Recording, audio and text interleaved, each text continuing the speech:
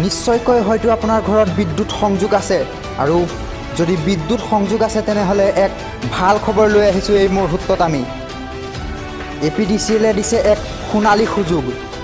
আৰু এই সোণালী সুযোগৰ অন্তিম সময়সীমা হৈছে 28 ফেব্ৰুৱাৰী APDCL ঘোষণা কৰিছে অধিক শুল্ক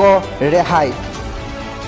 বিদ্যুৎ বিল দিব নোৱাৰাসকললৈ এক ভাল খবৰ আহি পৰিছে এই মুহূৰ্তত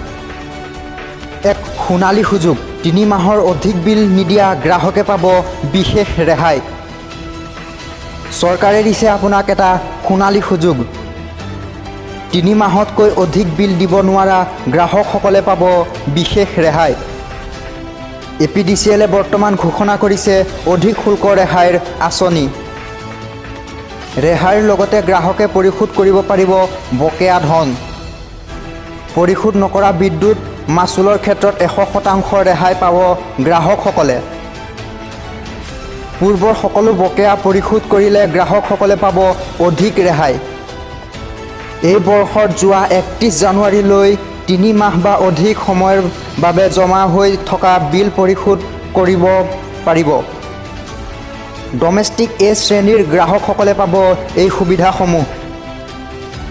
100% অধিক শুল্ক ৰেহাইৰে বাকী ৰোৱা মূল ৰাশিৰ এবাৰতে 100% পৰিশোধ কৰিব পাৰিব আৰু এই আঁচনি লাভ কৰিবলৈ কিছু চৰ্ত প্ৰযোজ্য কৰা হৈছে ইয়াৰ বাবে নিৰ্দিষ্ট বিলিং কাৰ্যালয়ত আবেদন পত্ৰ দাখিল কৰিব লাগিব আপুনি লগতে কোনো ধৰণৰ অসৎ কাৰ্যকলাপ বা মোকৰ্দমাৰ থকা বিলৰ ক্ষেত্ৰত এই আঁচনি প্ৰযোজ্য নহ'ব